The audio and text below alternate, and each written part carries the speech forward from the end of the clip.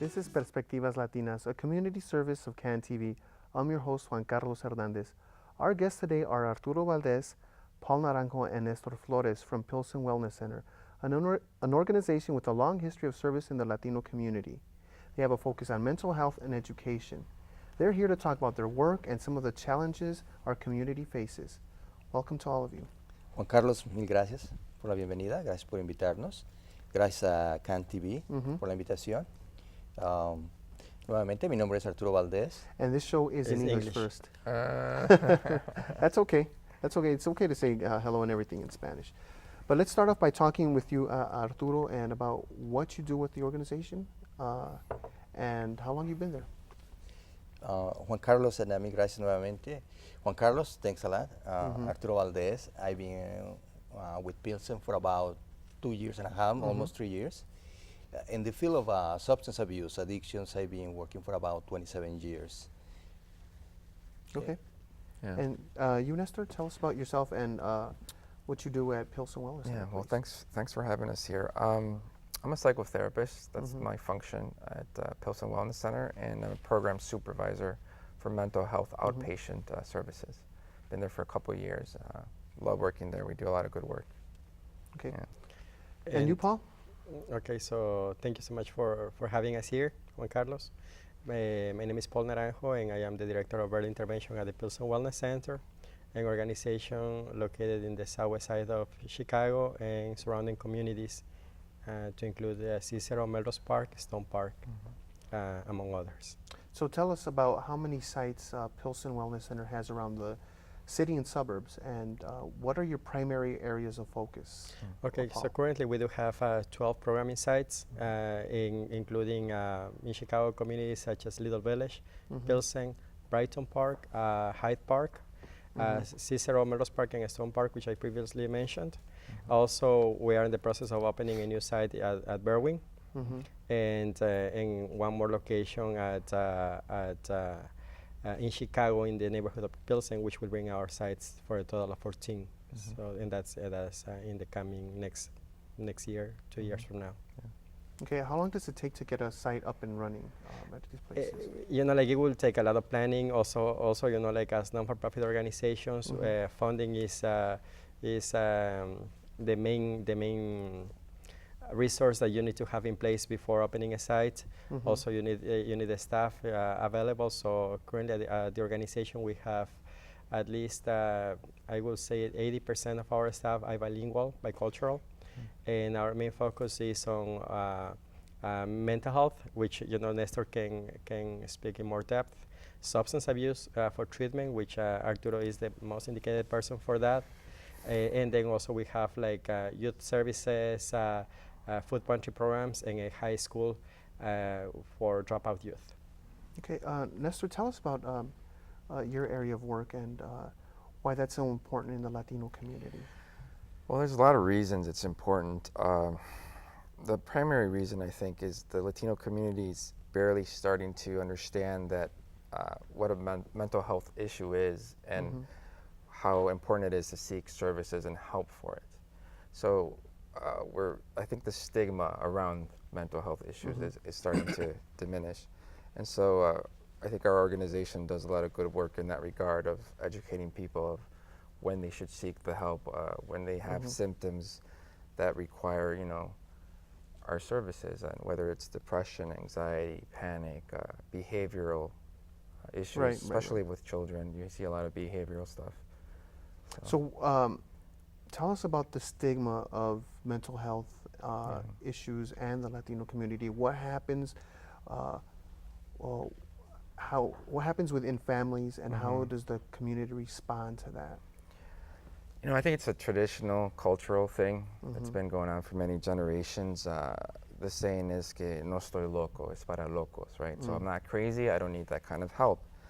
But our organizations such as ourselves, we've been able to educate people that going to outpatient mental health services is like going to the dentist if your tooth hurts, or if you need to go to the doctor for a checkup.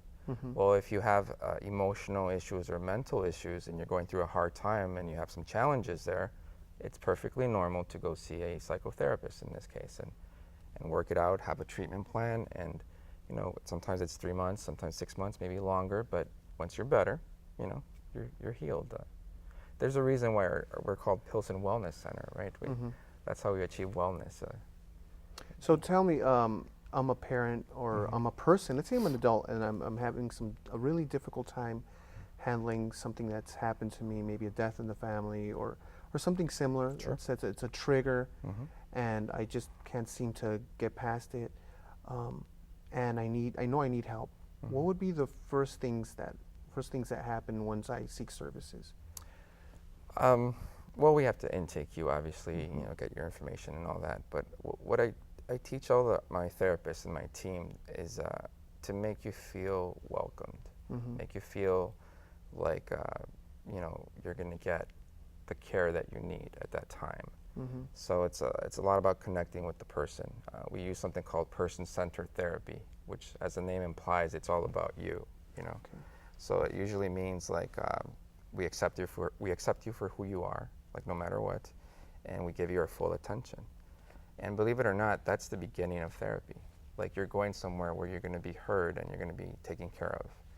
It's always confidential, so there's that element of you could talk about your problems and your issues and no one else has to know. And so that starts the process, I think, of disarming whatever resistance people might have had to seeking help. Yeah. And once I'm in it for a while, you could give me an example. You don't obviously have to name names, but give me an example of somebody you've helped along or somebody that you've heard about that you've helped along and they've recovered and they're onto a better way of life. Well, there's so many. There's so many. I mean, we have children who were refusing to go to school and you know, had stayed at home for like months and you know, would either panic or run away from school, you know, and start even scratching themselves, hurting themselves. That's when you know you have something very serious. Right. And with proper care and patience and working with the whole family system, you know, 3 months later, 6 months later, they're back in school with their friends, leading, you know, relatively normal scholastic life. And so that's we have stories like that every day, you know, Every day. Whether it's teenagers who are about to drop out and maybe join a gang, and when the parents bring them to us, they're usually very resistant. Like they don't want to deal with us. They're just sort of, you know, and once they open up and we explore the issues there, they embrace the treatment and by extension they embrace school and sometimes at our Latino youth school, right? And we've seen some graduate, you know, like overcome all odds kind of thing. So Actually, you know, in the Division of Mental Health, because we work together, the Division of Substance Abuse and Mental Health, something that Pilsen has done is to be up to date with the technology too. And Nestor can maybe explain to you, you know, one of the latest and methodologies for treatment for depression. But something that we do together with the youth, and we have in Pilsen a division that is called the Division of Education. In that Division of Education, we have a high school. This high school has been designed and it's been tailored for youth from ages from 16 to 21 that they have been dropped out from what we call the regular system. Youth that they face, and Nestor mentioned one of them, you know, gang-related problems, substance abuse, lack of an employment from the take carers, like the parents, and lack of housing. So all this together brings situations, anxiety, stress, depression. That's something that the Mental Health Division has been able to really address. We have the doors open for anyone that wants to access the services for Pilsen. Okay, and it's interesting because you work primarily with Latinos. Tell me what that's like, because it's not like you're working with the general population. Well, how is your service different? How is it culturally relevant and sensitive. Paul? I mean, we do work with the general population. However, most of our sites, because of the geographic location of this, like is primarily Latino. But we do serve, like depending on the programming site, we do serve African Americans. Like in the case of Arturo's division, he does have some services where most of the participants, they are African American and Caucasian. Or white, and then also we do a minority or a smaller percentage will be Latino. Other sites such as Stone Park, again, like most of the participants will be white, and then like the minority will be African American and Hispanic. So it will depend, like from program to program, the type of individuals we see in Hyde Park. Of course, because of the location. The community is primarily African American, and those are the participants we serve. So the services, they are bilingual and bicultural because of the materials, because of the staff, because I mean, like our staff is fully trained on cultural sensitivity, and also like they have to immerse themselves into the culture, and all of our services as Nestor was well saying, like they are tailored to the needs of each participant. Exactly. So that is, like, so we build from the reality of the individual. Yeah, basically anybody who walks in through the door is our community. It just happens to be a big part is Latino because of the locations.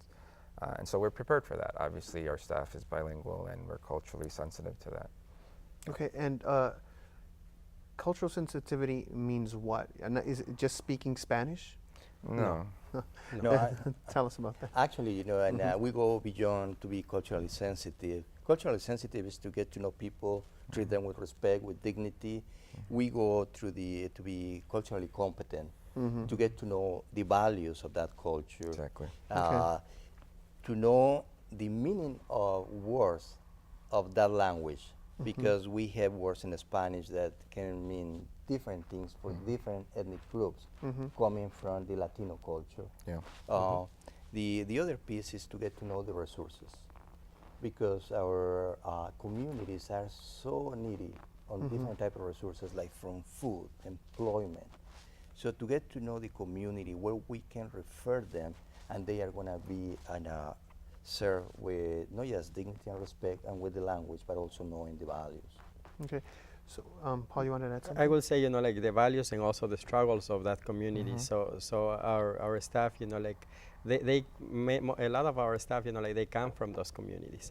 So besides, like building capacity and also like promoting that wellness of our communities, we also are there, like creating employment opportunities for our own individuals, which also, in turn, that's, like having impact in the overall community as a whole. Like I grew up 20 blocks from my site where I work. So like to your point, I'm familiar with the culture, what it's like, the struggles and all that. And that helps you because you attune to the client, to the needs, to his experience. Okay, and what are some of those greatest struggles and greatest needs that you're seeing in the clients you serve? I know there's substance abuse, there's unemployment, like you mentioned, there's a need for good food. What are you seeing? What patterns are you seeing, and how are you helping there? Well, all of the above. I all mean, of the above. We have a food desert in the south side, where you can't get good fruits, vegetables, and everything's junk food, and so you have obesity issues. Obviously, there's the crime and gang-related stuff. We just had someone shot like near to our site the other day, and it was very disconcerting. There's legal status issues as well. There's that stress that's related to immigration to this country and having to worry about your legal status every day and how that affects the whole family, deportations, right? The list is endless of the challenges that we face with the community we serve. It's really a lot. And outside of those counseling sessions, individual counseling sessions, how are you responding to those areas of need, like substance abuse? I know that's one of your major areas. Right. Yeah. Yes. Juan Carlos, in the Division of Substance Abuse, and we have different programs that they've been, again, designed for the different populations. And we have treatment for adults, for adolescents, both genders. And in those, in the treatment, we have specialties. One of the specialties that we have is the treatment addiction to narcotics. Something that we have seen is the explosion of the use of heroin and narcotics with the youth. And it's How young as? we have seen kids with they are 12 years old 12 that they years old. already develop an addiction. The addiction to narcotics is one of the more difficult to treat and one of the fastest to develop. Unfortunately, what is happening is that even though there is big prevalence of use and the addiction to narcotics, these individuals, you don't see them in treatment. And the reason why is because they are still using. And when they access treatment, they are more or less when they are 18, 19 years old. So it's about 6 years of constant substance abuse. Say that, yeah. Yes. Wow. Hey, you were nodding. Well, yeah, I mean, that's what we're facing, right? You're asking about challenges. So by the time we get the 18-year-old who's been addicted for a few years, think of all the damage it's done to him, to his self-esteem, to his relationships, to his family, to his efforts to get an education or a job. And so, you know, when they come to us for therapy or substance abuse or the prevention intervention programs, we're really sort of, it's almost peeling all those layers and going, okay, what started this? Okay. And one of the challenges that we face as a community, as an organization that treats mental health, substance abuse, is the stigma. The stigma that is outside, because nobody wants to hear about someone that has developed an addiction to drugs. And the stigma comes for lack of education, lack of information. Yeah. Some parents, they have their kids that they are abusing their prescriptions, and they don't even know. They don't know that that is the progression. When I was talking about narcotics, that's sometimes the initiation to the development of addiction to heroin. And sometimes they don't know, and they don't want to know. Did you choose to be blind? Exactly. Some Denial. Denial. Yeah. Or sometimes they're working all day. You know, they're trying to support their families. They're not around. You know, and so the kids and the teenagers start getting into trouble, and by the time they figure it out, it's too late.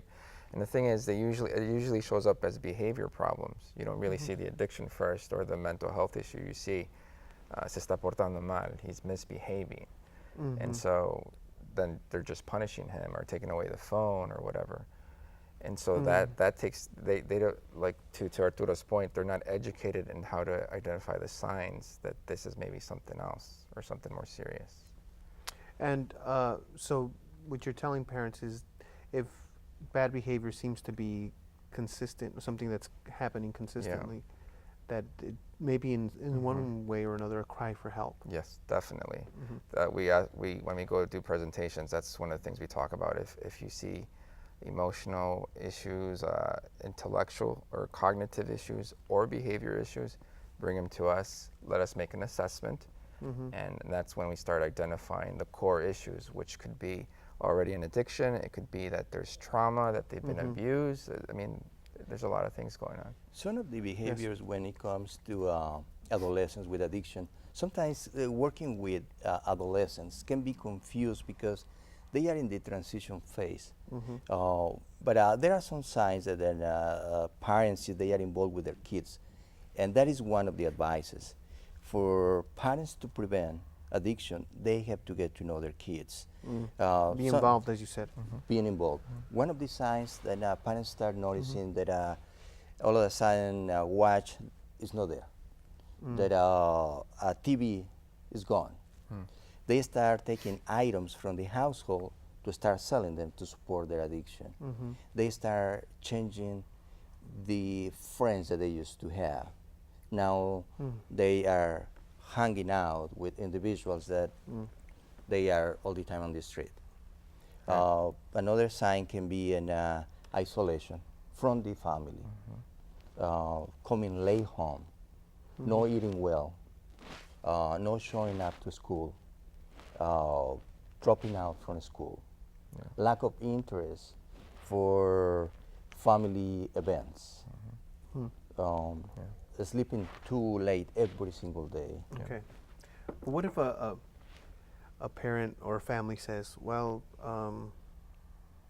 this is just a teenager, this is what they do? What would you say to that, Zach? In psychology, we call it level of functioning. So depending on their level of functioning is how you know if they need help or not. So maybe he's just being a teenager, but how is it affecting his level of functioning? Is he able to go to school? Is he able to have relationships like friendships? Is he able to perhaps have a job or volunteer?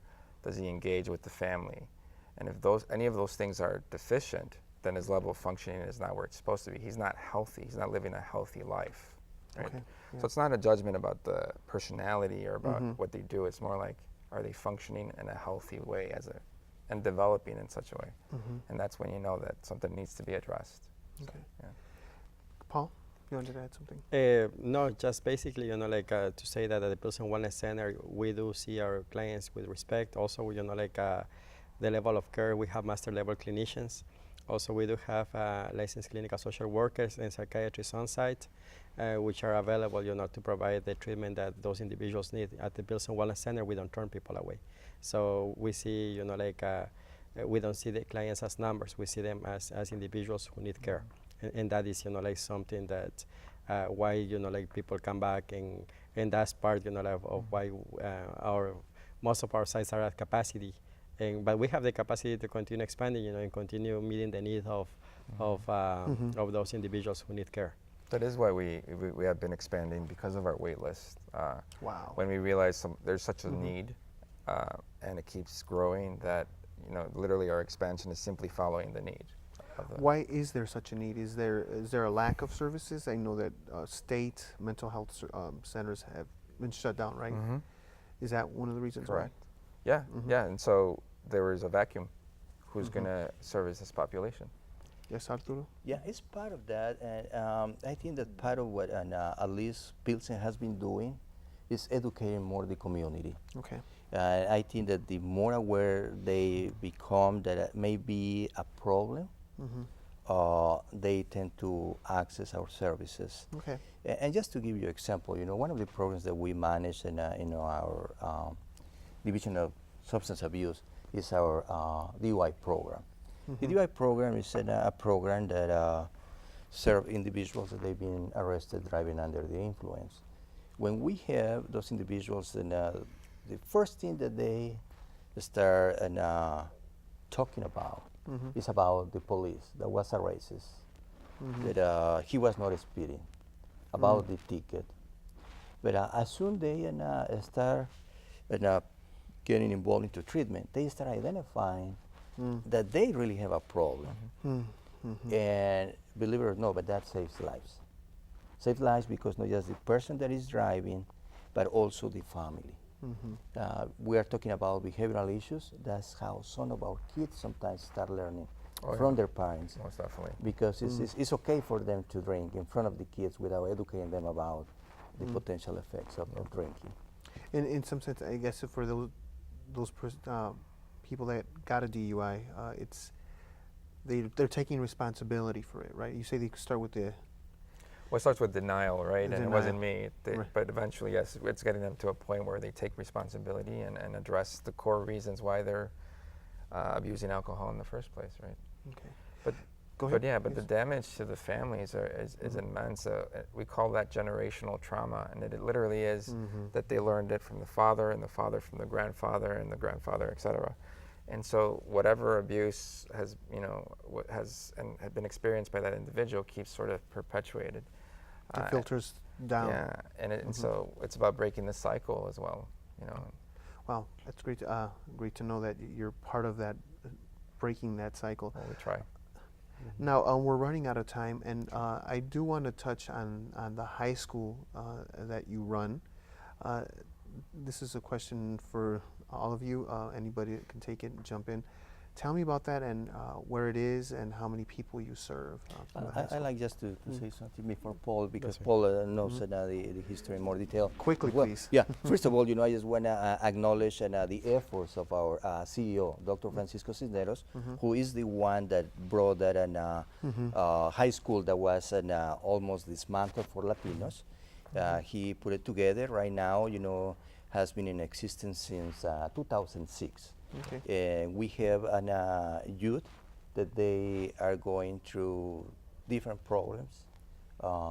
Again, they were individuals that they were if you want to say a sponge from the regular system. And maybe Paul, you can elaborate. No, just like to say that we serve like because of the population is we serve like about like 190 200 youth in that school. We have a 90% graduation rate if you consider these youth are dropouts, so that's very successful. Wow. And they do have like to pass the regular like testing, and so for graduation meet the requirements, get up with their coursework.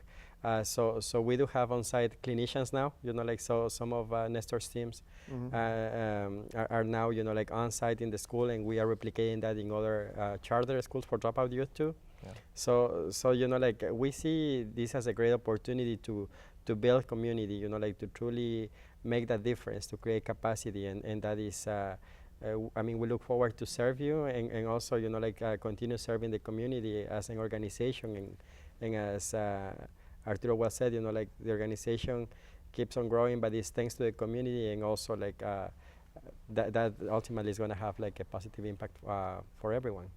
Well, that's great that resource is there for the community. And are you planning to have more charter schools like this? Yeah, the idea of inserting therapists in the school is what really is taking off, because it's a perfect environment for them. If they're in the class, in the school environment, and they start acting out, they can see a therapist and talk about what they need. So definitely we're growing more in that direction. Great. Yeah. Well, thank you so much for coming out today. We're out of time. It's very informative, and we could obviously talk for hours. We could. Thank you, Juan Carlos. Thank you, Juan Carlos. And to you, our audience, thank you for joining us. Perspectivas Latinas is a community service of CAN TV. If your nonprofit organization would like to work with CAN TV, call 312-738-1400 and ask for nonprofit services. Tune into Perspectivas Latinas for local issues and concerns every Thursday at 8:30 p.m. on CAN TV 21. I'm Juan Carlos Hernandez. Thank you for joining us.